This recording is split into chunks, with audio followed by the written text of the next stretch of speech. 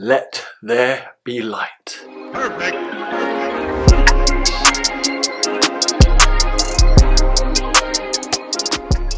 Hello guys, welcome back to another edition of Buy or Buy. I'm Erkin, this is the life of a broski, and I'm very excited to have this sneaker in. Now this is the first Yeezy I am reviewing and the first Yeezy I have ever purchased myself. I woke up very early to get these sneakers. Without further ado, the iconic box, $3.50. The box just speaks for itself. Very plain, simple, but very iconic.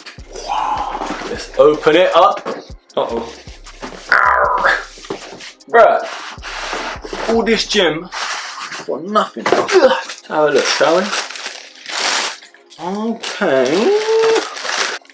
Okay. What are we saying? Bit yellow. Okay. Ooh, that's nice. So this is the Adidas Yeezy 350 V2 Yeezreel. Yeezreel. Now let me know in the comments how you pronounce it. Yeezreel. These are yellow, basically. That's all I'm saying. Very, very nice. Very, very nice. It's like a neon yellow / green. So you got this mesh stripe going down the side. Of course, the iconic Yeezy 350 feel. Got the pulley at the back. Got the arch in the sole underneath, very cushioned here. Have a look at that. That's nice. That is nice. So nice contrast between the yellows and the greens if you're into that sort of thing. And of course the 350 iconic sock-like feature up here. Feet go in and they hug your ankles. Very nice. Inside you got Yeezy Adidas. At first sight, I mean, not really a fan of the colour, but I thought it was about time I got a Yeezy sneaker on this show. So there you have it guys, first glimpse at the Yeezreel's 350 V2s. I am going to be trying these on very quickly just to see if they are true to size, if there is any truth to the hype, and also if it is a buy or a buy. So I'll see you in a tick.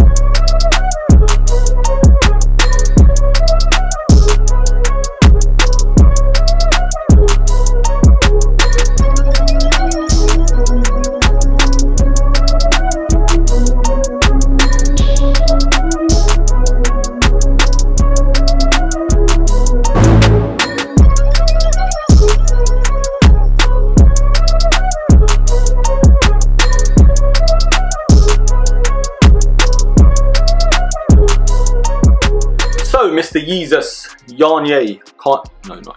Kanye. Few things to point out on the sneaker, first time trying them on. You definitely have to go at least half a size up because of the narrowness of the shoe inside. The way it fits, it's like a tight squeeze, so I am a 9. These are a 9 and I definitely need a 9.5. I'd say go half a size up at least. You've got inside here 3 stripes that are reflective. These aren't the reflective models. I believe they're coming out at a later date. I am a fan of the 350s. It's just for me getting that right colorway to suit my needs. They are very comfortable even though they aren't true to size. I could see myself wearing these on a daily basis and feel very, very confident on long trips. The only thing I would say to be mindful of is getting them dirty or damaging them, because the sole, for example, and the materials on the upper do seem very, very delicate. That's the only thing I would say be more mindful of. But styling and design does get a thumbs up from me. I do like that little accent of the mesh material here. So saying all that, are these sneakers a buy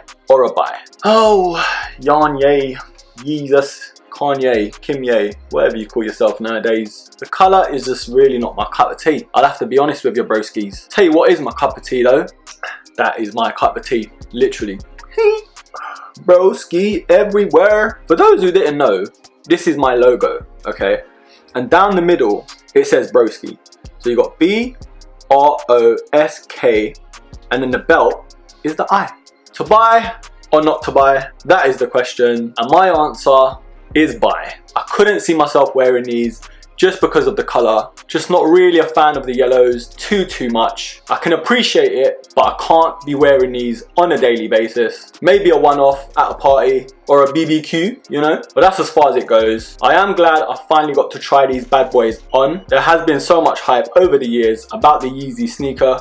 So guys, let me know down below whether these are a buy or a buy. If you're waiting for a specific colorway to come out, or if you tried and failed getting these on launch. Leave your comments down below and I will be pinning the best comment. So anyways guys, that's enough from me. And as always broskies, don't forget to subscribe, like, comment, share, and of course, until the next episode, take care.